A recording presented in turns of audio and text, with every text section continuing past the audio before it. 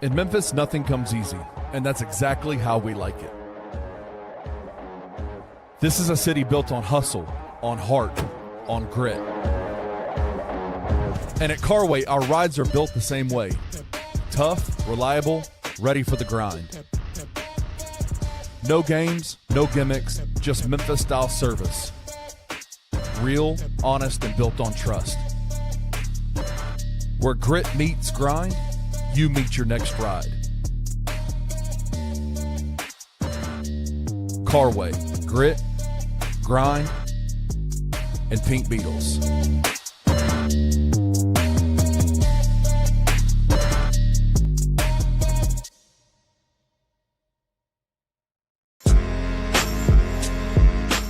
In Memphis, we know a thing or two about resilience.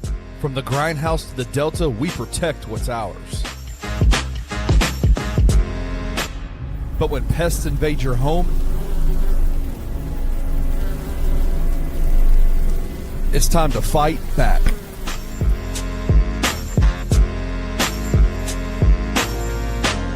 Grade A Pest knows how to handle what crawls, flies, and bites. With local experience and guaranteed results. I'm Reggie with Grade A Pest Control. We service the Memphis metro area. That also includes DeSoto and Fayette County as well. Grade A Pest has the entire Mid-South covered. So if bugs and pests put you to the test, let Grade A solve your problem.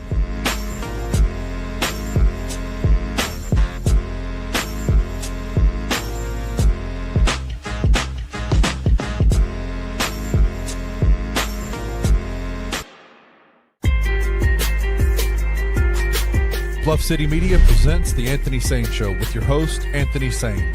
Now, let's get to the show.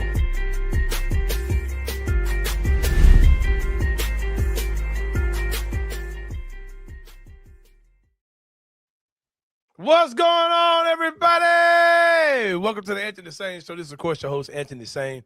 I am here with my guy, Kenny Stubblefield. I am out here in Whitehaven, Tennessee, the beautiful land of Whitehaven, Tennessee. It is also a suburb of Horn Lake, Mississippi. I can look out my window and see Horn Lake right now, man. I'm so close, man. So to close. our people in Horn Lake, and Kenny is, of course, in the safest neighborhood in all of West Tennessee, probably.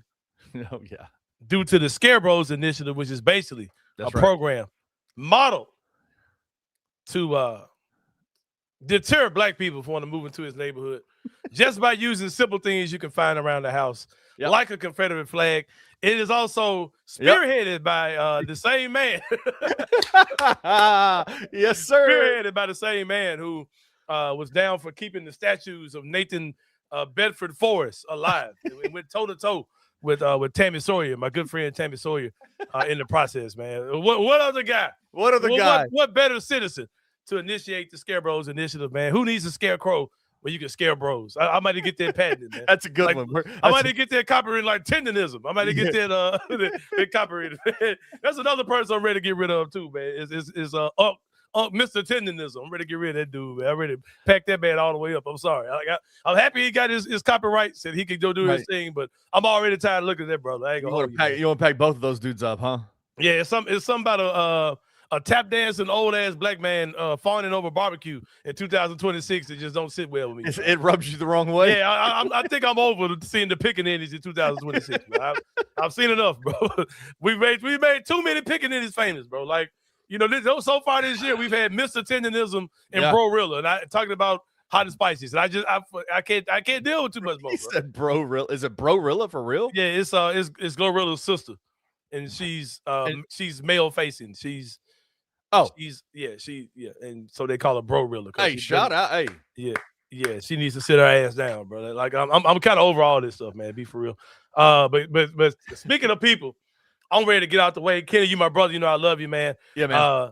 I got to get you up out of here too, man. I have a special guest today. When you tune into the Anthony Sain Show live, you never know who you're gonna get, man. You never knew who you're gonna get when you're tuning to the Anthony Sain Show. I got my brother with me. DeMichael Cole is in the building. DeMichael, what's going on? What's going on, man? What's going on, man? What's the good? People, and the people in the comments never disappoint, man, with the stuff they got in the comments, man. Shout out to the Sain gang in the comments. Shout out to how them. y'all doing? We are, of course, sponsored by FanDuel Sportsbook. I think DeMichael might be sponsored by another sportsbook, but he's on the Sain show today, so he got to rock. Who I rock sponsored by FanDuel. Yeah. Oh yeah, that's what I'm talking about, man. Shout out to FanDuel, man. Hey, that FanDuel check hit it, man, on time, like a motherfucker. hey, the Grizzlies might not be getting their money from FanDuel, man, but we get ours from FanDuel. My guy DeMichael's in the building. What's going on, my boy? You good, man? Man, everything great. Just countdown. You got about a month left in the season. Yeah, man. Getting ready for what's going to be probably a pretty wild, eventful summer for this team. Yeah, you are live in front of FedEx Forum right now. Nothing is moving behind you, man. The wind, no leaves, nothing, no bugs, nothing, man. It's just perfect tranquility behind you, man. Down there on Bill Street, for sure. Hey, good point, man. FanDuel would have had you in Europe, man. Hey, we should have made that happen, bro. Hey, free my guy DeMichael for real, man. I was really pissed off when the Grizzlies hit their Euro tour and you were not over there, man. I said, how's my guy not over there, bro? It's all good. It's all good. Yeah, I'm mentally past it, but subscribe to the commercial appeal, man. Subscribe to the commercial appeal so we can, so we can be able to go on those. Yeah, look at that little, you know what I'm saying, little trick out money to send my boy over there. You gotta subscribe to commercial appeal. Yeah. Well, speaking of trick off money to Michael Cole, the Grizzlies made two transactions so far this week. One was we talked about one at length already. One of my favorite players on this team, man. I make a joke all the time how Michael Jordan had Ahmad Rashad, right? And Kobe Bryant had Peter Vesey, and LeBron James had Shannon Sharp and several other media members, right? I say Michael Cole has Scottie Pippen Jr. I got my guy now, man. I got my guy that I'm connected to. And that's my guy, Olivier Maxence Prosper, man. He got a standard contract with the team. We talked about that yesterday. If you want to share your thoughts on that, you can. But I want to talk about the young man who signed a two-way deal yesterday. When I think that when we saw the news of Omax getting his deal on just a random, Wednesday afternoon, which also happened to be the last day that a guy can get a two-way deal, you kind of knew that the Rayan Rupert deal was coming. What are your thoughts on him? People say he could be my love child. Actually, that may be why I have Yeah, you look like that, man. You just need your little French accent. Break out some little French. Grow the braids back. Grow the braids. Some braids. You know what I'm saying? Might look up who that man mama is. I may need to Google who his mama. Man. Because if he about 22, 23, man, ain't no telling how I could have got there. Look, you like them tall ones too. You told me you'll climb your tree. So I climb. I ain't got to climb much. I'm 6'3", man. I ain't no short man. But I ain't never been to France, man. But she might have came up for, whatever, man. Africa be Memphis and May or something. I don't know what she might have been on. but no, bro. But my guy, DeMichael, what do you think about the Rayan Rupert signing to a two-way deal, and what do you think he could be for this Grizzlies team going forward? Yeah, I think it's a solid move for where this team is, right now. This definitely isn't some big-time long-term play. It's an opportunity for him. Given the fact I don't think he can be on a two-way deal beyond this season. So after the season ends, he'll have to, reevaluate some things. The Grizzlies will have to do the same with him as well, kind of, determining what's next. But he's the prototype, 6'7". I remember the first game. I didn't know his wingspan at the time, but I just remember him running around on the floor and his arms were just flailing around, and you can't help but notice him. And I looked it up and it's like, yeah, that checks out. Like 7'3" wingspan, and then you see it, with the way that he plays. He uses that length. Talking to him on yesterday, you hear him talking about that length. Like he talks about how he has to use his length. So he understands what he's here for. He understands what he can bring to the team. And I think it's a solid play for, again, finding those wings who can knock down threes and defend at a high level, who have these good measurables, 7'1", 7'2", 7'3" wingspan. Remember, that was one of the things that we talked about with Cedric Howard. Exactly. Finding those guys is hard, especially the good ones. So if he turns out to be a good one, you keep him after this season and you hold on to him. But this opportunity is a chance for him to kind of show what he's made of. Yeah, you definitely made a point when you said that he kind of fits the mold of what a lot of guys have been, on this team. You got Cedric Howard, who's in a 6'6", long arms role. Yep. You got Gigi Jackson, who's a long 6'9" player. 6'9". You got my guy Taylor Hendricks, who's another long body like that. You got Omax, all those guys with those long bodies and long wingspans. We come a long way from the Desmond Baines. Desmond Baines definitely much better. Dylan Brooks too. Dylan Brooks too. Dylan has short arms. Yeah, that's one of the reasons why he was available or whatever. Something that you mentioned was his contract situation. I didn't want to just glaze over what you said. I want to make sure people understood what you're saying. With his contract situation, he's on a 2-way contract now, but that is not for next season. That is for the rest of this season, if I'm not mistaken. They can't sign him to one next year. So what you're saying, they're going to have to make some roster decisions on what they do with him, and the only option would be is to bring him on a standard contract. Is that what you're saying? Yeah. I believe that's the way that his work based on the amount of time he spent on a 2-way contract in Portland. So Yeah, for sure. I'm a fan. I think he's a good player. When I saw him playing games immediately on that 10-day, I was like, yeah, they got some plans for this kid. Like, because we've had guys on 10 days who just been on a field trip. They just been on vacation with the Grizzlies, getting paid to watch the NBA up close, man. But he does seem like a guy they do have plans for. I'm going to come back and talk about some other Grizzlies things, but I do want to bring you in for the main topic I want to talk about today. I know you're a college basketball guy. You're a UT alum. Sure. You follow the SEC, all these type of things. There's a really good guard there in the SEC right now who plays for Arkansas. His name is Darius Acuff Jr., right? Who's had a monster game last night.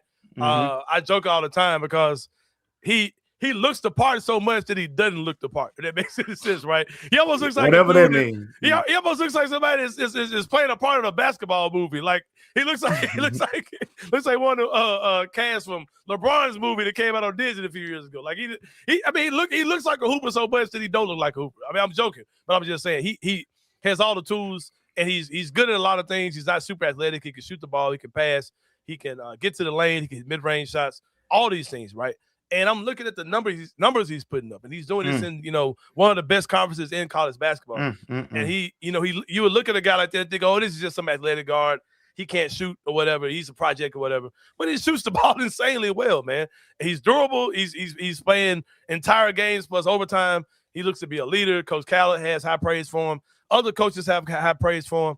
I'm going to play some of that high praise that he's gotten to Michael, and then we'll get into the conversation. We'll get into the question I have for you about Darius Acuff, but we got a video to play first. Acuff gets too much credit or too much respect as a young player in college basketball. That can happen sometimes when a guy is that highly touted and certainly has this bright future beyond college like he does. But in my time, and I'll just go 34 years, I've never seen a point guard better. And when people talk about, who's going to be the number one pick in the NBA draft or who's the best player in the conference, I mean, just for a perspective, and I think our conference is great, he averages 25 points a game. I'll just start right there. He shoots 40% from the three-point line. He leads our league in assists. I think he's the first player since Pete Maravich who's led our league in both points and assists. If you look at Arkansas as a team, the best thing they do is they never turn the ball over, and that's because he has the ball in his hands 80% of the time. His assist-to-turnover ratio is astonishing, and not until you actually are in the game and you feel his presence. The adage of a point guard makes the game easier for his teammates. He's a textbook prime example of that. I just have never been on a court where one player at that position is any better than he is. Greatness is how I would describe his game, and seems like an amazing young man. And, just to watch, I bring it up because this is game 30. He's got several weeks or a month or so left. But guys like him, they just don't come into college basketball very, very often. I mean, he's a generational player. He's really, really good. And this number one pick thing, like, I don't know why people aren't talking about him more. I can't imagine anybody better. Yeah, that was, of course, Sean Miller, coach of, I can't remember who he's the coach of. Not Sean Miller, Sean somebody. Yeah, but, you're right, Sean Miller. Yeah, Sean Miller. Yeah, I don't know who the coach of, but yeah. He's Texas coach right now. All right, shout out to him. But with that being said, man, like I'm not saying he's number one. I'm not gonna say he's number two. I'm not even gonna say he's number three. I think there's a clear-cut top three in this draft, right? But why, when I look at like the Field of 68 did their mock draft yesterday, and they say it's based on conversations they've had with scouts and GMs. Right. How is he number 9? Like what? I mean, I saw Derrick Rose like dominate freaking Conference USA on the Calipari system and did not look this. I mean, he doesn't. A lot of things about him don't just pop out at you, right? He's not insanely explosive, athletically, any of those type of things. Those things don't pop out, but the numbers are insane. Like how are we? I know there's a lot of good players in this class. I understand there are a lot of good players in this class, but how is a guy like this not spoken at least in that top 4, top 5? Why are we seeing him in 9? And as a Grizzlies fan, if this lottery doesn't shake out in our favor and we're at 8 and that dude's available at our spot, I think we robbed the draft. You know what I mean? So why do you think he's not getting the props he deserves? Well, he'll move up for sure. When you have a coach with Sean Miller's credibility, coached at Xavier, put together some real good teams at Xavier, then went to Arizona, produced some really good first-round picks, good players there. When you have a coach with his credibility, say some things like that, like he said in his 34 years, like they're gonna take notice. And people have already been taking notice. John Calipari has already been talking a lot about him. And when John Calipari talks about guards, you listen because you check the history. And he's had a lot of hits, way more hits than misses from them star freshmen who come in and played for John Calipari. But he's one of the few college coaches who puts a lot of these point guards in positions where they try to prioritize, running up and down, spacing a little more, some of the NBA concepts. And a lot of that doesn't always work in college, which is why John Calipari, you look at the national championships and stuff like that, like he's had some teams kind of underachieve, so to speak, when it comes to NCAA tournament. But at the same time, that's why a lot of his players go to the league and they take that jump. You think about Tyrese Maxey being picked in the teens, a guy like that, and taking a jump because his system prepares them. But yeah, Acuff is, I think he's really good. To answer your question straightforward, you talk about a 6'3" guard who, doesn't have the longest wingspan. He's not playing the greatest defense right now. I think part of that is because of the offensive usage. And to me, it's simple. The league is getting too smart for its own good. That's how I look at it. There's this idea that's been developing over the last few years, I'd probably say the last 10 years or so, about the small point guard, right?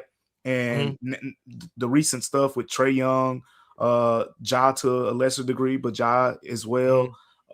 People are starting to kind of, turn away a little bit from the smaller guards. That's why you've seen a guy like Michael Brown, Keaton Wagler, kind of be a little bit higher, in these mocks because of the fact that they are the bigger guards, because they're closer to the Cade Cunningham, the Luka Doncic prototypes, the 6'6", 6'7" guys who can switch everything, the Shai Gilgeous-Alexanders, of the world. Like those guys are not guys who are, at least from a size standpoint, like Luka isn't a good defender, by any means, but you ain't just going to put him in the post and bully him like you can. We saw when the Grizzlies played the Lakers in the playoffs, how LeBron James just continuously tried to hunt the pick and rolls at Ja Morant. We've seen, the playoffs with Trae Young, how teams have constantly tried to hunt him out. And it's not to say, like, I don't think Ja's a bad defender. Like some people try to make it out to be. I think when he guards the smaller guards, the guys who are comparable in size, Ja defends solid. It's those bigger 6'6", 6'7" guys where you have to, overcompensate for some of his, natural physical weaknesses, and then it puts you, in weaker spots. So you get some of that with Acuff. I think people are focusing a lot on the fact that he's only 6'3", at least that's what he's listed at. So he might be 6'2". They're focusing on the fact that, there's not a lot of defensive playmaking that's on the tape right now. Offensively, he's through the charts. You can't really find a lot of weaknesses on his offense. In today's age, the idea of having a guard who can score, shoot 3 levels, and play make at the level that he's playmaking and take care of the basketball. We're not talking about a guy who's averaging 8 or 9 assists, but having 3 or 4 turnovers a game at the same time, like most guards tend to do. You're talking about a guy who's really careful with the ball, which, to Sean Miller's point, that's why the ball is always in his hands. Some people say, oh, he's too ball dominant. Why would you put the ball in anyone else's hands if you got a guy who's never turning the ball over? And because he's never turned the ball over, Arkansas has never turned the ball over. Yeah, man, it's really interesting to see. Somebody in the comments said that during the tournament, a lot of these things will shake out as well. It'll really separate the men from the boys to see how these guys play. Oh, for sure. On that biggest stage. And there are going to be guys that we've got heralded very highly that probably will just bomb out in the tournament as well. And it'll come down. A lot of those things will be swayed in the tournament. And there'll be other guys that will emerge, right? You know what I mean? Yep. Like you like look the at a guy Kemba like Walkers. Yeah, exactly. It's always one of those type of guys. And you'll see guys like maybe even Nate Ahmed, right, who's had kind of a subpar season compared to some of these other guys that are having crazy freshman years. It's a guy like that that'll go nuts in the tournament. And then people are like, oh, have we scouted him incorrectly this entire season? Although it's always going to be somebody, bro. So you're definitely right about that. Another issue with Darius Acuff, right? We were talking about how he would fit with this Grizzlies team. It's a very real possibility that on opening night or when training camp starts, the Michael Cole, that the Memphis Grizzlies could have Ja Morant, Darius Acuff, Ty Jerome, Walter Clayton Jr., Scottie Pippen Jr., Cam Spencer, Javon Small, and Jabbar Bayshak all on the same roster, right? Just a bunch of dudes that could play. Yeah. They could call them combo guards if you want. They're small guards, whatever you want to say. Right. If you take him, how does that whole thing shake out? And let's assume the most likely person we know who's probably not going to be there because they're actively trying to move him is Ja Morant, right? But if you have Acuff here, what do you do with all these guards who are under contract on your roster? You mentioned possibility of moving Ja. I don't think that's the only guard that possibly could be moved. Yeah, for sure. Yeah. You're going to have somewhat of a log jam, so to speak. But this is a team that is clearly pivoting to a younger build. And it won't just be Ja's name, from the guards situation that'll be kind of put out there. So the idea that all those guys will be on the roster come the start of next season, I don't think that'll be the case. But here's where I stand, and I've been beating this horn for the last 2 or 3 weeks, and I'll continue to do so. The Grizzlies have a lot of good players, right? They have a lot of all those players that you even named. now. Yep. Javon Small, for example, was just nominated for Western Conference Rookie of the Month. But going beyond that, Scottie Pippen Jr., Ty Jerome, really good players. You mentioned Ja Morant, 2-time All-Star. Gigi Jackson. Yeah, with the guards in particular. But you can do the same thing with the roster. Look across the roster. You want to go across the roster. Cedric Howard, really good player. Zach Edey has proven to be a really good player up to this point when healthy. What this roster hasn't had right now is who's the 1A? Who's that guy? Who is the separator? Who's that guy you can go look shade eye to eye like Ja was, back in 2022, 2023 in those years. Who can you go into those games and find, okay, we got our guy, you got your guy, may the best team win. The Grizzlies need that guy. So to me, this draft, you definitely fits the mold for that. Yeah, when the draft, you're looking for the moxie guy. Is the word to describe it. A player that's got moxie. You need the guy. Like Cedric Howard. Cedric Howard is super good, and I see him thriving in a role where he's your number 2, and we'll see what type of jump he takes, but he's clearly looking like he can be a good number 2, if not anything else. Zach Edey is showing he can be a good Robin. If you got a Batman at point guard with the way that he's played. But I'm looking at this roster and saying, I need someone who I think can be a great shot creator late in the game. You see Darius Acuff's film, that's natural to him. I'm looking for a guy who can create for teammates without the coach having to draw up some gadget plays. You see Darius Acuff's film, it's natural to him. So it's a situation where, they have this point guard log jam, but you have a lot of good players. You don't have that elite upper echelon guy that's that true separator when we talk about the playoffs. The reason the Grizzlies are in this position is because they've drafted a lot of good players. I think Zaire Williams was the one swing they took on upside, and that didn't go well, and it was like, all right, we playing it safe from now on. And that's even the guys that didn't work out. Jake LaRavia, I don't think when you drafted him, he was some super high ceiling prospect. You thought, okay, look, he was a low floor guy. He had a higher floor and a lower ceiling. Right. Because of the fact that you figured he was going to be a good shooter, solid rebounder because of the things he was doing in college. Same thing with David Roddy because of the shooting numbers. Like a lot of these guys that the Grizzlies have drafted have been more lower ceiling, higher floor. Even Desmond Bane, as big of a hit as Desmond Bane was, the reason the Grizzlies had to move him because there was a capped ceiling to what this team could be with him and what he could be with this team. Darius Acuff is an example, and there's several other players in this draft, which is why we keep talking about this draft. They're an example of guys who have higher ceilings than anybody the Grizzlies have drafted in the last 3 or 4 years for sure. So that's the difference. Like, it's not just, oh, it's a point guard logjam. Yeah, it'll be that, but you need a separator. You need an elite guy. Scotty's a really good player. Ty Jerome, really good player. But who's that guy? You got to find that guy that with can the go ball against, in his hand. Yeah, you need somebody that can go against Anthony Edwards and you don't feel like you're overmatched. You need someone who can go against Shai Gilgeous-Alexander, who can go against Luka Doncic, because those dudes aren't going anywhere. For sure. Final question for you, DeMichael, before we get you up out of here. I know you're on a tight time scale. A player that the Grizzlies acquired in the Jaren Jackson Jr. trade was Walter Clayton Jr., right? Yep. I'm going to get my words together because everybody is in a tizzy over this, right?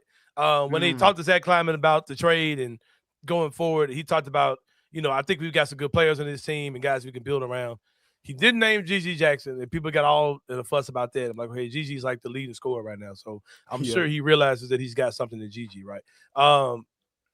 But he mentioned Walter Clayton Jr., and a lot of people took that as that means he's stamped. He's gonna be here. That's his guy. He gonna be no matter. I didn't take it that way. I think it means that they're gonna take a hard look at him, and they really want him to be something. They want to see if he's something. But I don't think that particularly means that they are gonna just drag him wherever they go, right? Yeah. And I don't. What am I missing about him? Because I really don't see it. He gets good assist numbers, but somebody said that he's more of a hockey puck assist maker, and he's not really like drawing defenses to him and like making things happen like Ja did, like the way he got his assists. Yeah. So, am I missing something about him? Like, do you have the same concerns I do, or let's just tell me your thoughts about Walter Clayton Jr. And do you think that mainly the question I'm trying to get to is, what do you think Zach Kleiman means when he initially said the things he said about him? Do you think that's my guy, he's going to be here, he's going to be one of my core pieces, or does that mean he's intrigued and he kind of wants to see what he's got? No, I work backwards. I definitely think it was more of we're going to see what we got, but he was the first round pick just this past year. He felt, let's see what we got. We just got a guy who was a first round pick, who was a national champion, who came off a terrific SEC tournament run, NCAA tournament run, SEC tournament MVP. Like, let's see what we got. With this guy who had a terrific college basketball career. When you watch Walter Clayton Jr., even going before he got to the league, he's one of those guys who, for lack of better words, take some wild shots.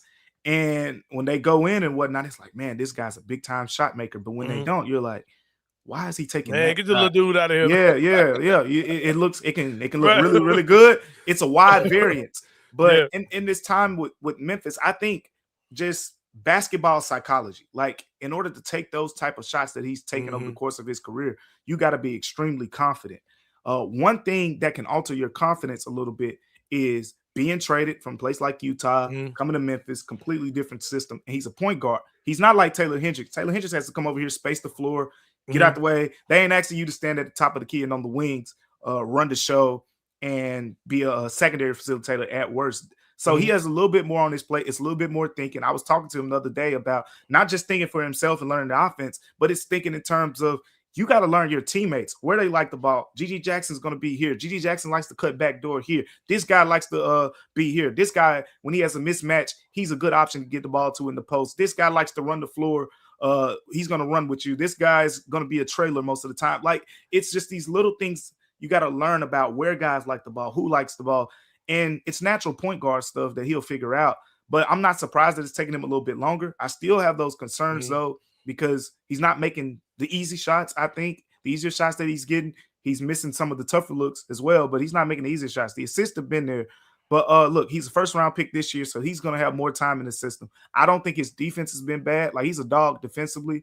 He's going to get after you. He's a smaller guy, but he gets up into you. He's going to guard. I think Summer League he's one of those guys Summer League will be really important for, because I think he could have a big Summer League. I don't know what that'll mean for his NBA prospects, but I think this is a combination of just confidence and just the adjustment factor. But look, the rest of the season is pretty much trial run for him. I'm not going to have some big thoughts on what he can be as a player until we get him. You see him in a training camp and see him early next season. So you're saying that Zach Kleiman isn't paying a opposing teams' bookkeepers to boost his assist numbers. That's what you're saying. Man, look, not that I know of. Look, he getting some solid assists, man. But it's definitely not. It's not like Ja. You know, Ja, they're not as loud as Ja's. Ja's gonna throw you open. Ja's gonna throw the ball to you. You be like, why is he throwing the ball to me? Yeah. Then you catch it, you realize you're wide open. Like Ja throws those type of passes. Right. Darius Acuff in that game against Texas had some of those type of passes. Yeah. Walter Clayton is more scorer than playmaker right now, I would say, as opposed to those dudes. And I hate to be petty, man, but the day that the Grizzlies put out that he put the assist record, right? And he put the goggles. They put the goggles like Ja. I said, I know these folks ain't pulled out the goggles. I said, they wrong for that shit. And why Ja like my tweet, bro? I was like, God damn. Man, you a fool. Well, yeah, man. They built the whole promotion off them. What they call them, joggles at first. Joggles. Yeah, hold on, bro. Hey, hold on, bro. Like, first of all, who is this dude, man? All right, man. Well, this is my guy, the Michael Cole of the Commercial Appeal, man. He's my favorite Grizzlies beat writer, and he should be yours as well. But we're about to take a break. When we come back, it's going to be more to Answer the Sain Show.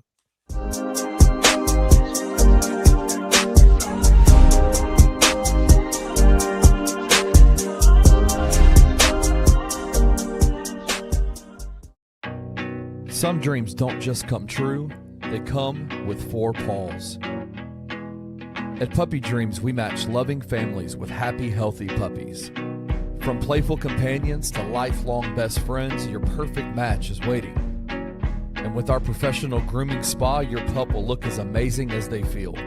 Visit Puppy Dreams today and meet the one who's been waiting just for you.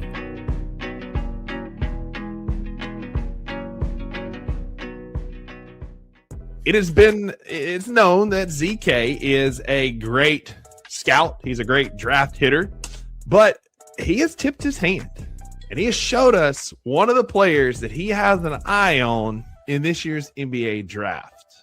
I'm going to pull up a photographic evidence for those of you who don't believe me, but that is the one, the only, the man, myth, and legend, Mr. Zach Kleiman, right there. Am I right? That's ZK, right? That's ZK. Yep. Hey, look, shout out to Cohen. He brought this up. He mentioned it in the chat a couple of weeks ago that ZK was out in New Zealand scouting. And, you know, look, I might owe him an apology, but he's from New Zealand, so you're not getting it. I'm sorry, mate. You're not getting it. You're not getting it. And it's a young man who is shooting up draft boards that if you paid any kind of attention, this guy can be a star wing. And so, of course, we're talking about one Kareem Lopez, a 6'9", 6'8", 3-4 kind of combo wing. Wayno. Tune into the Two Buck Sports Show with Rusty Witten and Drew Gann, Monday through Friday at 11 a.m. on the Bluff City Media YouTube channel.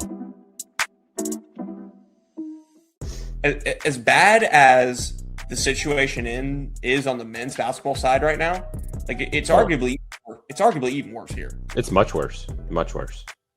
This team is third in revenue sharing on campus. This is something we're well aware of.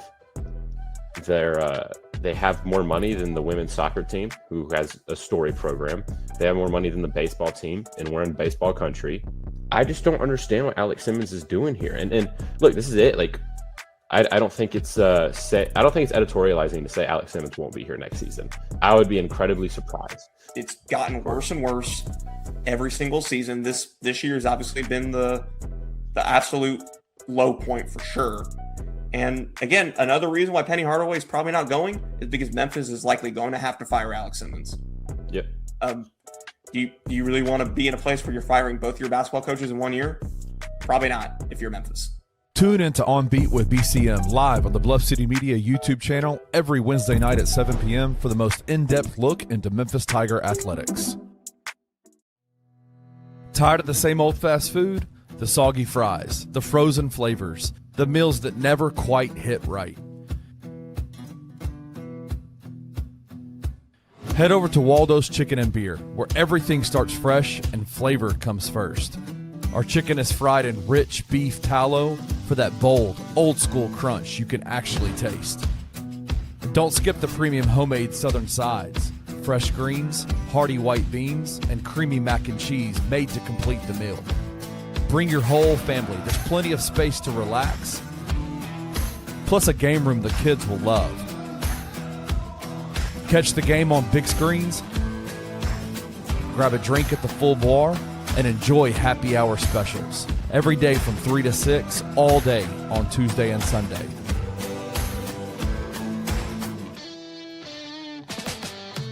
Waldo's Chicken and Beer.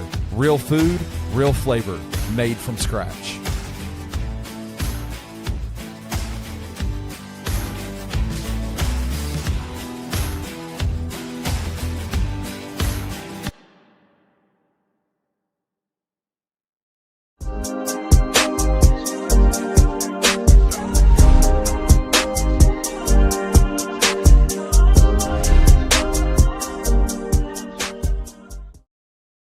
All right, y'all, welcome back to the Anthony Sain Show. Super dope interview with my guy, DeMichael Cole, man, who's always plugged in. I'm glad he said what he said, man, like about the whole Walter Clayton Jr. thing. I don't think Kleiman married him in the press conference, bro. I think he said what all of us said. Like we want to see what he looks like, and basis what he's really intrigued to see what he can be. And I think they'll extend some rope to him. They'll probably keep him around next year. I mean, but I don't know they'll do that. I mean, I think that they want to see what he is, and they'll let him develop like anybody else. I just hope it's not the expensive guys who we as fans think are better than him, right? So I think that's the only thing that that fans may be concerned with. But he definitely has some great things to say about Darius Acuff, as well as one of Darius Acuff's teammate's father has something to say in the comments. I don't know if you can scroll back up to find that joint. Look at that. Billy Richmond, owner of the Wing Guru, who's Billy Richmond the third. His dad said definitely should be the first point guard off the board, depending on teams' immediate need. I'm sure he's watched a lot of Arkansas basketball. Oh, of course. Mr. Billy Richmond. His son is a beast as well. We might be having some NBA discussions about him very soon as well. If not this year, I think definitely next year we'll be looking at Billy Richmond the third as Memphis' own Billy Richmond the third as an NBA prospect for sure. He's got really nice game out there for Arkansas. And he's just super athletic, man. And Billy Richmond III is a guy that just plays with the level of intensity that you don't see out of, like, it's constant intensity from Billy Richmond III. If he develops a little bit of an outside jump shot, he's going to be a 10-year NBA pro. He'll be like a OG Anunoby, or he'll be like one of those dudes that's just a dog on defense and can score as well. But yeah, man, speaking of, that constant intensity, man, kind of like the constant intensity of the food, the flavors, the taste, the quality of service, the home cooked, the scratch kitchen, all those things that you find at Waldo's Chicken and Beer. One of our newest sponsors, man. I've been side chickening with them, man, sneaky linking with them with the water cup, man, for a long time. Like I said, they have a made from scratch kitchen, nothing frozen, all fresh food.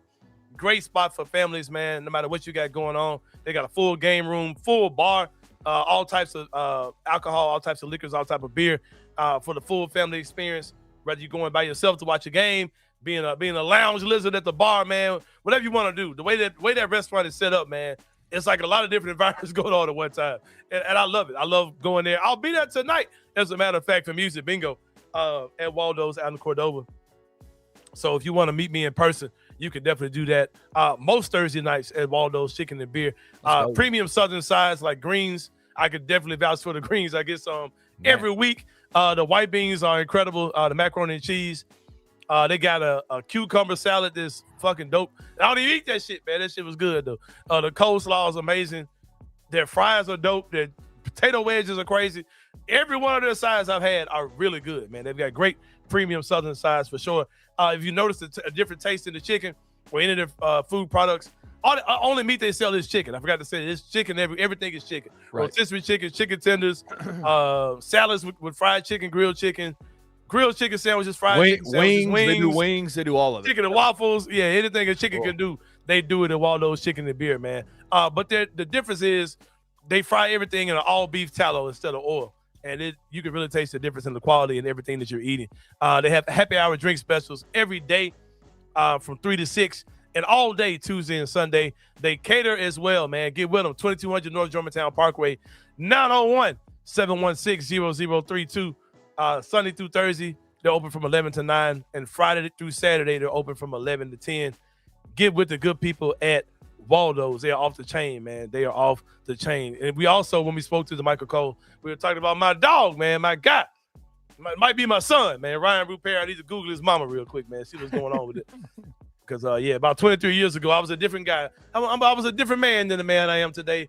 You're a different guy. Different guy, totally. Saved by the blood, man. Saved by the blood of Jesus, bro. Saved by the blood of Jesus, man. Yeah. Redeemed. New year, new Anthony. What are we talking about? Yeah, you been out here, Junior, talking about no new year. Oh, you just started this year? Yeah. Oh, you knew now? Oh, now we knew. Okay. Got you. Oh, you got a fresh start, new heart. Huh? I got you. Yeah, fresh start, new heart.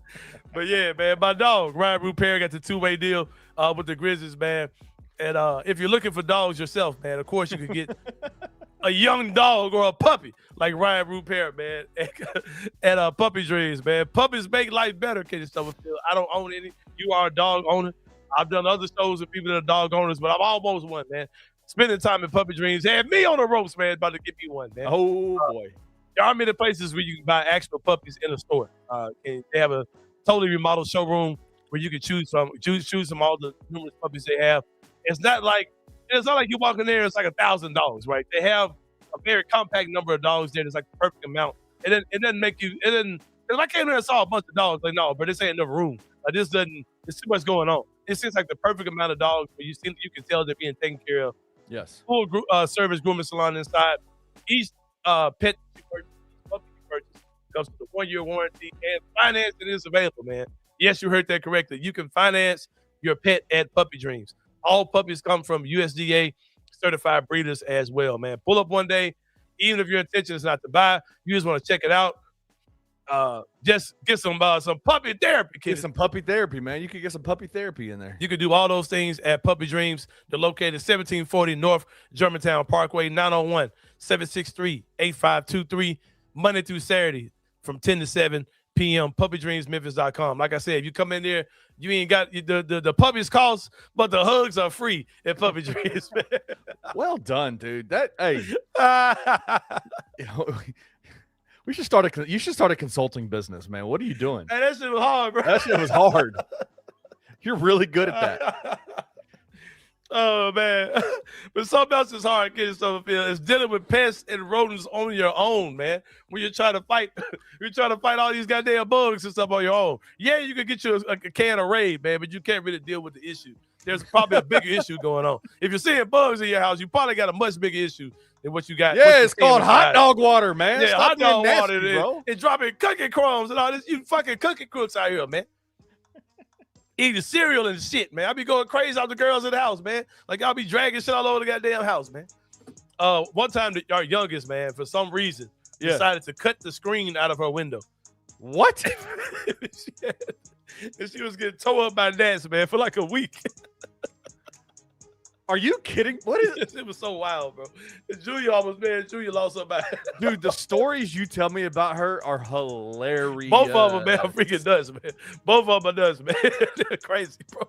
Just cut the screen out. So she went and got a sharp-edged object. Oh, I think it was like had a hole in it, and she just kind of picked away it over time. Just tore that bitch. I think she just kind of picked away at it over time, like kind of like wedging it over time, like putting stuff in there and digging it. And then once she got a certain spot, she just tore it open. And so she came to y'all complaining, there's gnats in my room. I'm getting bitten by bugs. In the process of her tearing it out, that mean her window was up there. Yeah, so she was getting her ass tore up at night, man. That shit was funny, bro. But yeah, man. But we did not need to call our good friend Reggie. Actually, we weren't even in relationship with Reggie at that point. But I would have called Reggie for Grade A Pest. I would have gave him a call at 901-628-4867. I would have shot him a text at that very same phone number. Shoot him an email at gradeapservices@gmail.com. Why would I do that, Kenny? Because he's got 20 years of experience in pest and rodent control. It's a homegrown business from a born and raised Memphian, big-time Grizzlies fan, big-time Tigers fan. He'll shoot me texts sometimes about stuff that's going on. We have conversations, talk about what I think about certain things. Got to get him on the show, man. Reggie can talk shop, man. I'm telling you. He could get on here and hold his own.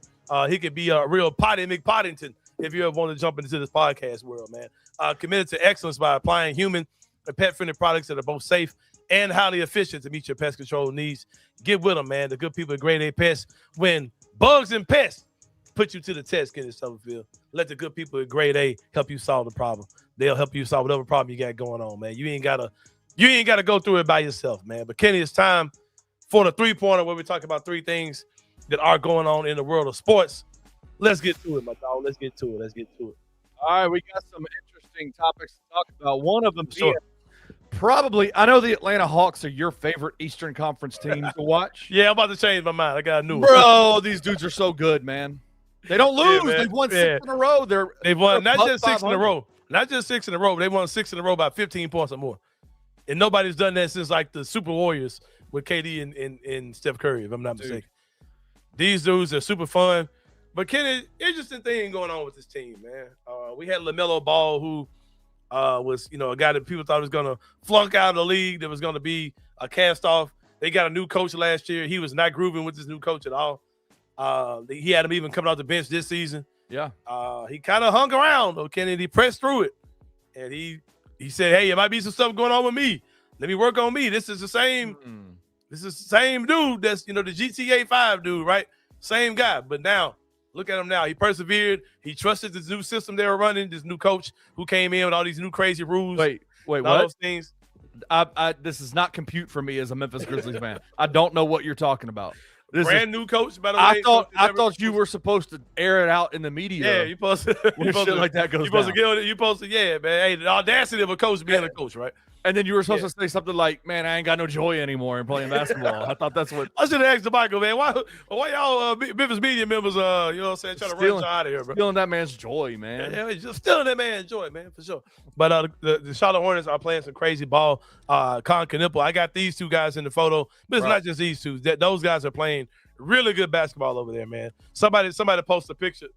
Somebody made a post on Twitter saying that they said Miles Bridges is the franchise begins after you ass dude in the league, man.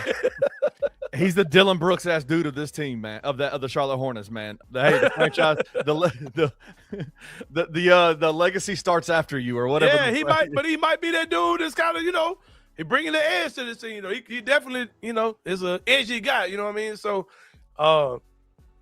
yeah, I like this Hornets team. I like what they're doing, man, for sure. A lot of energy on this team. A lot of young guys, good coaching. They trusted the system, man. That shit is playing out.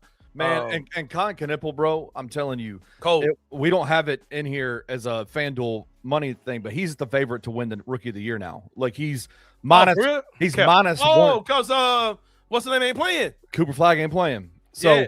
he's Imagine like, putting money on him early in the season. Right? That shit probably was high as a mother. I bet it was high as a mother, and he we made like the silly. I'm a Grizzlies fan, so I'm voting for Said was playing good ball, but when we made I'm a Grizzlies fan, so I voted for Said. There are Hornets fans who are about to get paid off of that type of bet because if he gets that shit.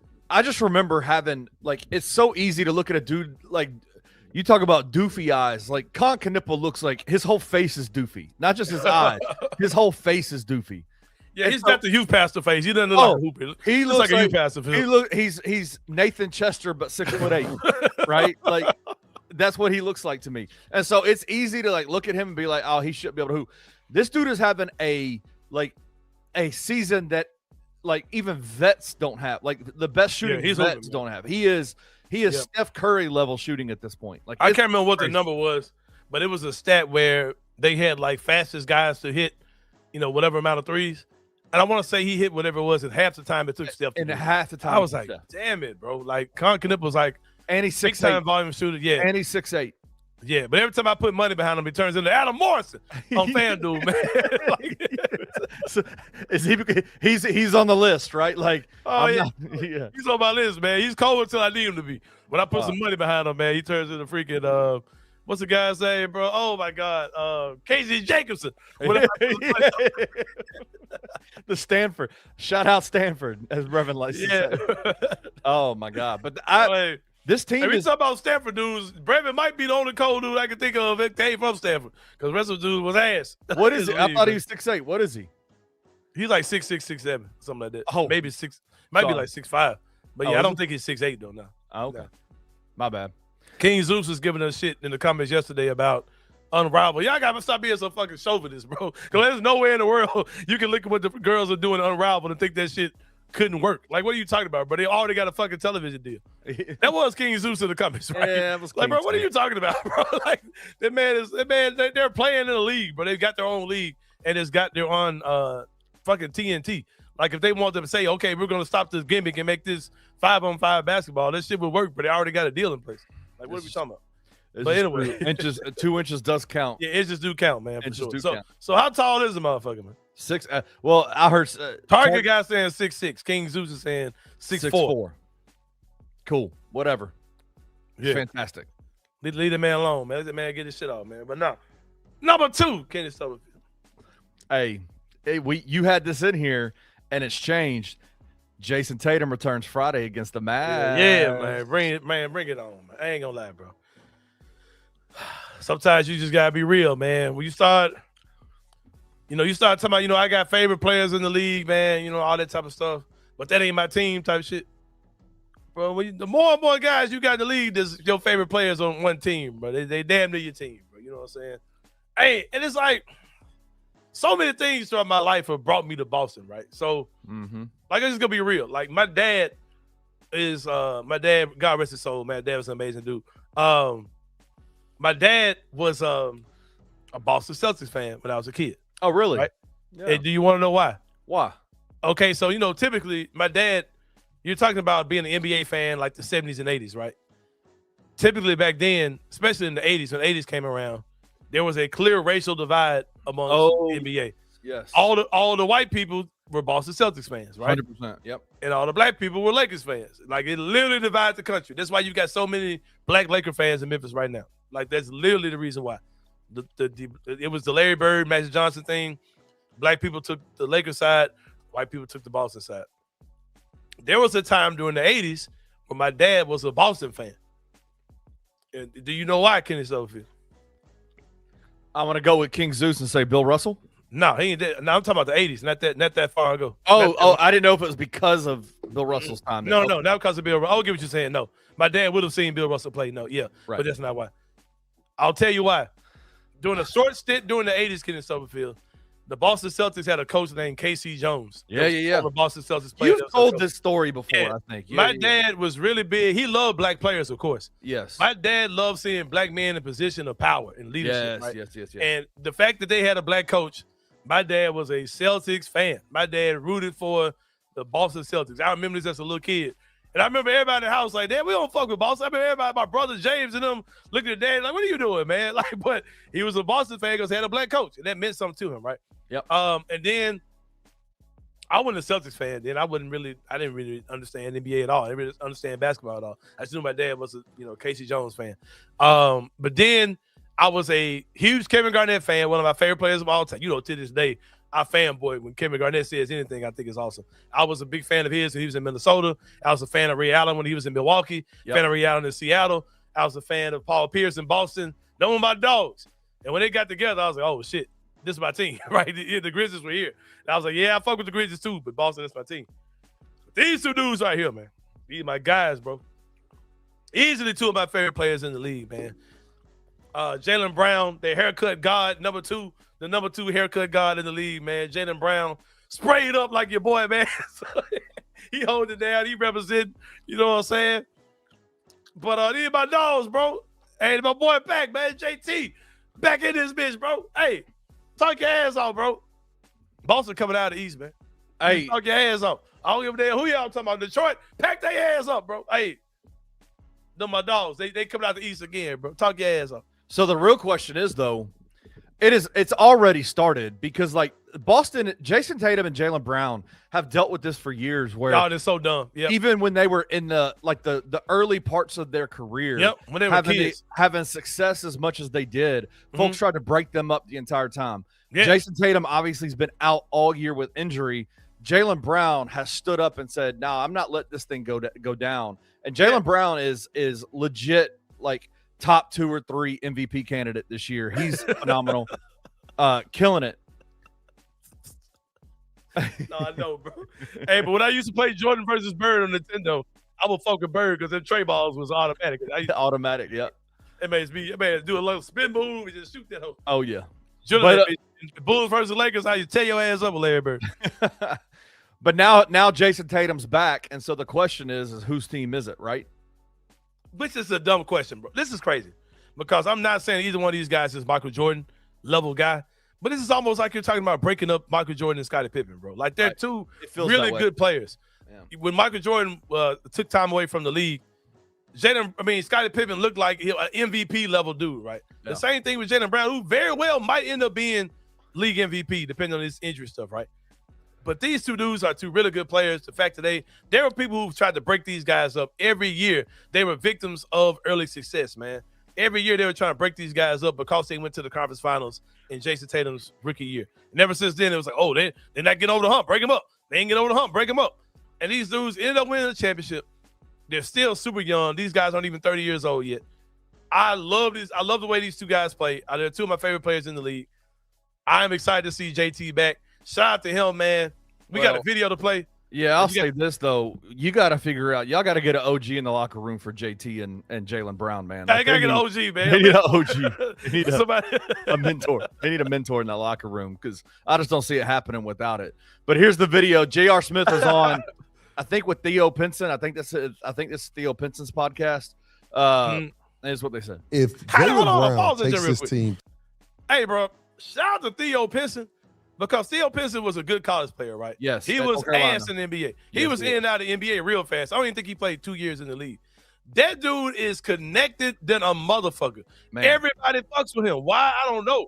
I ain't hating. I just don't know. His podcast is awesome. He has everybody.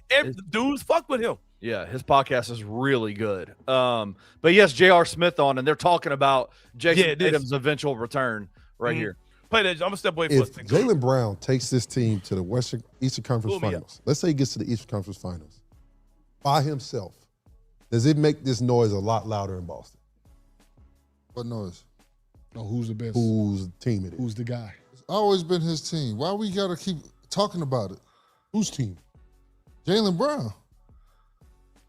All right, he's a leader. All right, switch. He's not. First of all, Switch, he guards everybody. Are you under the influence right now? Sure. Switch been drinking Hen. I told you he the living sponsor. It's always been his team, though. Always? I don't know about always. It's his team. For the players, I'm pretty sure it's his team. For everybody else in the media from the outside, it's Jayson Tatum's team. That's what they wanted to look like. So you're saying that the perception they putting the perception out there that it's JT's team. Yes. But internally, Jaylen Brown's team. Jaylen Brown is the leader of that team, 100%, on and off the court. I could see that. Facts. I can see he commands. I guarantee you, he commands the film sessions, practices way more than JT do. He's the leader of that team for sure. He's guaranteed. He's more outspoken. Way more. It's not even close. I agree. It's just personality. The personality. Okay, that's a different conversation then, right? I loved. Everybody looked at him like he was crazy, and then he explained it, and everybody's like, "Oh, okay, yeah, that makes sense." Yeah, say less. Yeah. Say and less. here's the thing, man. Like, I get what he's trying to say, and I don't doubt that that's the case. It could very well be the case here, but it really don't matter, man. These two dudes are really fucking good, bro. Yeah, man. Yeah. Like, you talk about dogs, right? You talk about like two leaders. You can break these dudes up, and they both, like as we've seen this year, could take a team, to contention. Like they nailed those two drafts, bro. And it's crazy they had to get Danny Ainge garbage ass up out of there, who's so fucking overrated as a GM. They had to get them out. As soon as they got them out of here, they won the fucking championship the next season, which is crazy. But yeah, man. We do have some FanDuel numbers for Boston. Let's get it. Championship odds, Oklahoma City is still plus 135 leading the way. Boston's all the way down there at plus 950. They got Cleveland still ahead of Boston. They are super confused about East. The odds makers are super confused about the East because if Jayson Tatum is right, if Jayson Tatum get out there and he turns into JT, no folks will fuck Oklahoma City up, bro.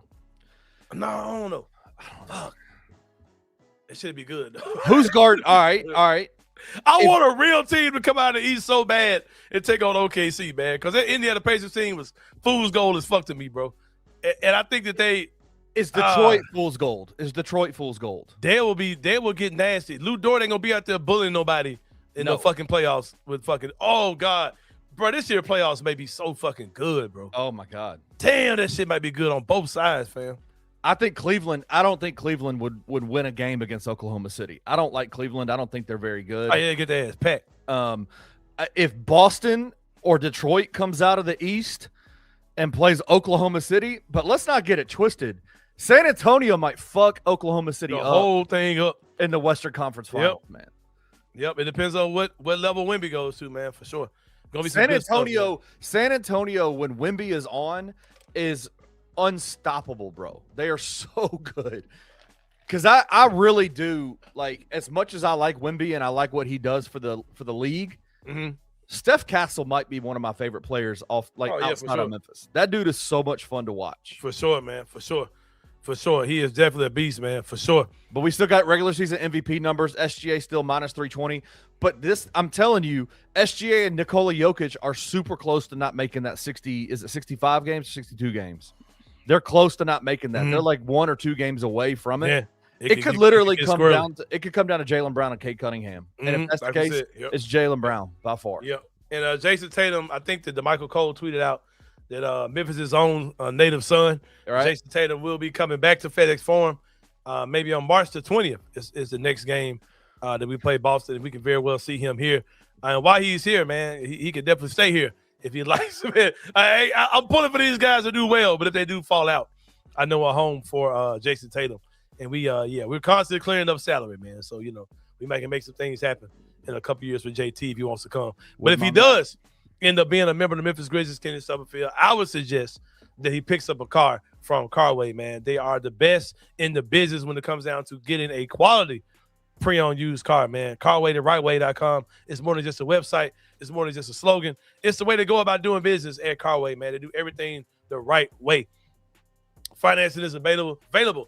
Bad credit, no problem. They can get you squared away. When you get there, ask for my guy, Jason. Ask for my guy, Mike. Ask for my guy, Taylor. They will get you squared away, get you in the game, man. Be like Zaire Williams. Be like Cam Spencer. I'm sure he would get a pink Beetle or something from Carway. But be like Scott Pippen Jr. You could be like me, man, and get your car from Carway, man. They'll get you squared away. They are the best in the business for sure. 6154 Summer Avenue. That phone number is 901-440-8251. CarwayTheRightWay.com is the website. Check them out, man. They will get you squared away. Like I said, Jayson Tatum does.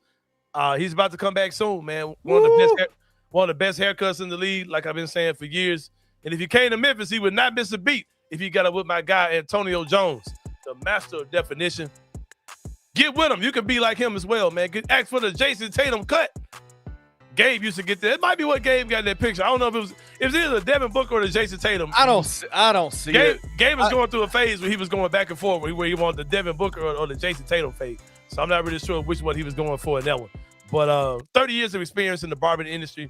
It's a clean, family-friendly environment. Natural and enhanced styles if you want to keep it natural. Or you might need a little help from your friends, man. Give it Antonio Jones, he'll get you squared away. You can get the Jayson Tatum like Gabe. Or the Jaylen Brown like me, man. You know what I'm saying? When they get you in hands, get you back in the game, man. Where you're coming up shout, he can have you standing up straight, man, for sure. Superior grooming for men, women, and children. Ladies, this is not one of those typical barbershops where you come in, you got folks trying to holler at you. You ain't got none of that going on, man. It's going to be plenty respectful in that joint. They got free complimentary snacks, water, and juice while you're there, as well as you can get a customized VIP experience. Every VIP experience is a one-on-one experience. It's you and the barbers. Nobody else in the barbershop but you. And there are other things you can add on or customize for that VIP experience to take your barbering experience to that next level, man. But yeah, shout out to my good friends at Antonio Jones, the master of definition. We got one more point in the three-pointer, Kenny Stubblefield. We do. But I will say this. Everybody's saying in the comment section, if Jayson Tatum decides he wants to leave Boston, come get that statue. Come get that statue here in Memphis. Yeah, man. I'll take it, man. I'll take it. Yeah, man. All right. You Ed Scott talked to the board of trustees, refused to talk to the media, which I don't blame him at all. I think there was going to be too many questions up in the air about coaching staffs and coaches and all that for him to have that discussion right now. But Ed Scott was talking about he slid some weird shit in there, man. Revenue sharing, and then he added an odd stipulation, according to you, for two Tiger Basketball revenue sharing. Basically, he's talking about putting in a buyout clause for players. Break it down, bro. What is he talking about? Like, I'm lost. Like, I saw this, was like, all right, I'll ask Kenny. What is he talking about? Basically, what he's saying is like right now, every year's unrestricted free agency for college basketball, college football players. They get to come in, get their money, and then leave. And so what people have been talking about for a while, this is, you call it an odd stipulation, and I would say he's having this conversation with the board of trustees. This is a conversation that's been happening around college sports for a while of what it would look like. At some point, it's going to end up where players are going to be signing multiple year contracts to be a part of the revenue sharing in college sports. And if a player wants to buy out of that multiple year contract, they will have a buyout clause where part of the portion of the revenue sharing that they get, the revenue sharing money that they get, will come back to the university. Okay, that sounds kind of dope. So basically saying, if you leave, you transfer to another school, the school you're going to has to pay us to get you. No, it would be the player would have to pay back the money. Damn, that sounds kind of crazy. Hell no, I want Kentucky paying me. I don't want fucking. It would alleviate a lot of the transfer portal issues that you see every single year in roster development and roster building, for sure, and things like that. That shit kind of fire though. Why are people acting like that shit ain't good then? Because I saw people tripping about this shit online. That shit kind of fire. Because that's normally really good ideas when they're first initiated publicly are thought of as ridiculous, and then you start to flesh it out. I just thought on my own why this could be a bad thing. Wait, so King Zeus is saying the school would pay it. I don't think that's. They would though. What he's saying is the school would pay to get that kid. It wouldn't be the kid paying back that money because that kid's gonna burn that money up. Then they're gonna have to figure out a way to like. I get the idea of a buyout, and that usually it's the other entity that pays it. Right. But for a kid to enter the transfer portal, that they have to, they can't, they're legally not supposed to have conversations with schools until they enter the transfer portal. And so if you enter the transfer portal, you're breaking that multiple year contract. And so I guess my question would be like, are you going to get rid of the idea of tampering then? Can other schools tamper with players? Yeah. But see, what I was saying is I can see it being a problem is, would they get kids even want to come here in the first place? Because like, okay, I'm not coming to Memphis because they're gonna make me sign into. Yeah, like Jalen said, yeah, that's the question. question. No kid for that. Yeah, that's what I'm thinking about. Like, would they even come here in the first place? But why are people saying that? Like, if you can get as much money at Memphis as you can anywhere else, which they're literally 6 months to a year away from being at that $20.5 million cap in revenue sharing, they're going to be up at the same level as every Power 4 school out there. Like, why not Memphis? Like, why would a kid choose to not come to Memphis and other than others? I don't. All right. Speaking of kids choosing to come to Memphis, right? Since we're there, I had it kind of set in my mind that Penny was not going to be here, right? That Penny was going to step away and say, "Y'all can have this shit," whatever, right? I'm not there no more. I think Penny gets at least 1 year. I think it's going to be a weird looking year, but I think he gets one more year, right? So some things that I thought about that I kind of blocked out of my mind as those things are happening. Those things are back in play now to me, right? What's the name is going to be back here next year, right? Who? The kid at Kansas State. Oh. Yes, he's going to be back. Why do you say that? Why wouldn't he be? Why would he be? Because we got some money for his ass, and he had his fucking All-American year here. I mean, I don't know. He's a player at Kansas State right now. Yeah, I know. Hey man, let me try to avoid those tampering charges, bro. I know you a unofficial booster in this motherfucker, man. Well, I'll say this, man. Like, we got really great sources here at Bluff City Media. We talked to a lot of really cool people. Gary Parrish and Jeff Calkins came out today and had pretty good conversations about Penny Hardaway's future at Memphis. But it was on Gary's show?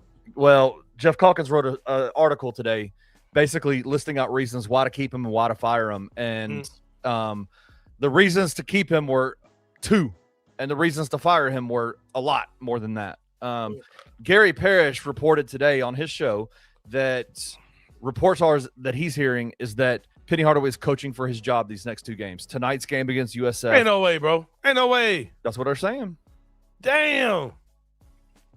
Oh, that one thing, bro. They can't do it to my boy. They can't do it to my boy, man. Hold on, get that. No one said they can't do it to you, dog. God damn. They clean my motherfucking room up. I just got shoes everywhere. Yeah. Hey, speaking of which, man. You got those new Jaw 4s? Where are those new Jaw 4s? No, hell, no. Those goddamn 6-ass slippers, man. Hey, but what I'm about to say, if you wear a size 11 and you want, I've got a bunch of pair of Jaw 2s I'm trying to get rid of, man. I tried to get them to Jason Mitchell. He used to wear an 11. Since he had that car accident, his feet got bigger. What? What size shoe does he wear now? How does that happen? No, he said he needed about a 12 now. But no, Fred Smith Jr. has not committed. Not committed, man.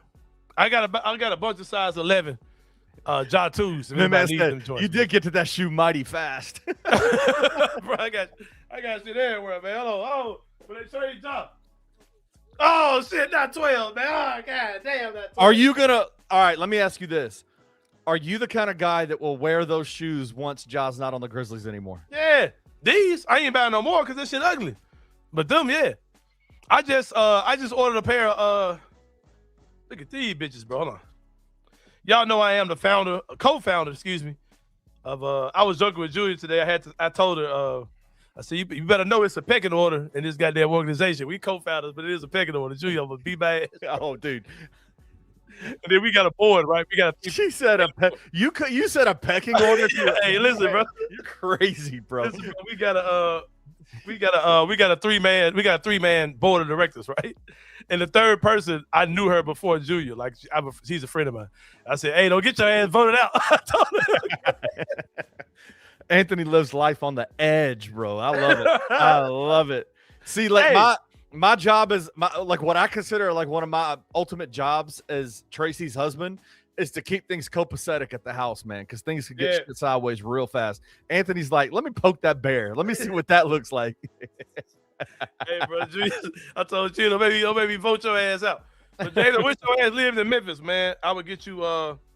I get you them joints, man, for sure. Cause I wish David Owens was real. I wish he was a real. Exactly. Catfishing ass. A catfish. Look at these bitches, bro. That's with the Memphis Magic colors in them joints. Oh shit. Hold on. Just hard, shit. bro. Hard as hell. I'm waiting on them hoes. They getting made for me right now. Yeah, but them hoes hard. Can we get back to this? I know you're showing off your shoe collection. Yeah, I'm listening, bro. I'm listening. Is it not a little preposterous that people are saying that the reports are that Penny's coaching these last 2 games? That just sounds crazy, bro. That sounds crazy. That sounds crazy to me. You either know that you want him to be your coach or you don't. What are these 2 games going to do? Yeah, man, that shit crazy. That's why that shit don't even sound true. Like that honestly hit when I heard that today, it kind of pissed me off because I'm like, what kind of amateur ass operation is going on over there? Bro, if I heard that, I wouldn't even report that. Like we're regurgitating something that's already reported. Yes, it'd come off kind of trash to even report that, bro. Because you know that ain't true, and you know it's probably. I mean, you know what's probably finna happen, but you know they finna lose them games. Like you said, winning them 2 games ain't finna stay them last season.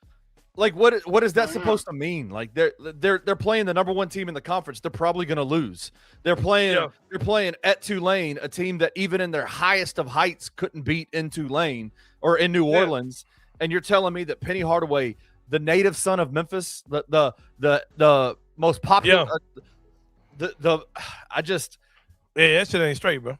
If that is the decision that's being made, bro, that pisses me off. Yeah, that ain't straight, bro. And Wayno was saying, like, how do those shoes match anything? They're 2 different colors. This the logo, Wayno. It's pretty busy. It's pretty busy, bro. I know. Oh, man. Oh, Wayno, when are you going to be here? He's coming in 2 weeks. Hey, we bro. got some plans, if he's here the week of spring break, when kids are here on spring break, March 16th, you got to bring him out to one of our clinics, man. Our free clinic start March the 16th. Yep. You got to come out and see what we do, man, for sure. Yep. For sure, man. Do a background check on Wayne. It might be a freak. Mike can't have that man around my girls, man. Tell him what that man going on. Hey, man, that's Wayno, man. That's Wayno. That's our guy, man. We got some major big plans with Wayno when he comes into town. Sure. Y'all are gonna have to come and hang out with Wayno when he's here. It's gonna be a lot of fun. My guy said, I always know what part of the show we in with Sain blowing. I always do be in the 3-pointer for sure. That's not the way that Gary Parrish reported it. That's not the way he reported it. Like, oh man, I legitimately got angry. I haven't even made a stance on whether I think Penny Hardaway should be fired or shouldn't be fired. But if you are making your decision based off of 2 games at the end of a bad season where injuries have happened and like all this kind of stuff, that is ridiculous, man. That's fucked up, man. That's fucked up, man. I hate that so much. Hey, don't do my boy like that now. We're going to get on your ass, Ed Scott, man. Huckleberry Hound looking ass. We'll get on your ass, bro.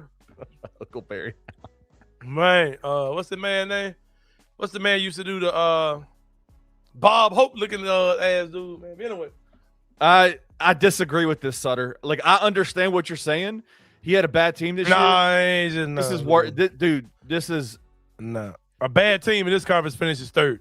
For Memphis. Bad Memphis team finishes 3rd, not whatever the hell they about to finish. Not about to finish 10th in the conference. Probably you can't have that much of a financial advantage of everybody in your conference and finish damn near last. Like this. No.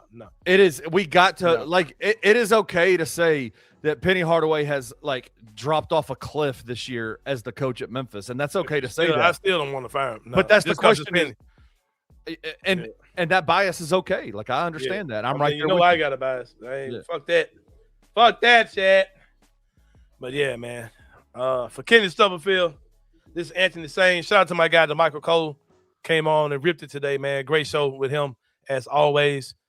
But hey, when you turn to the Anthony Sain show, I'm gonna stop announcing guests, man. Sometimes you just pop on live and you get a surprise, man. You get a surprise guest.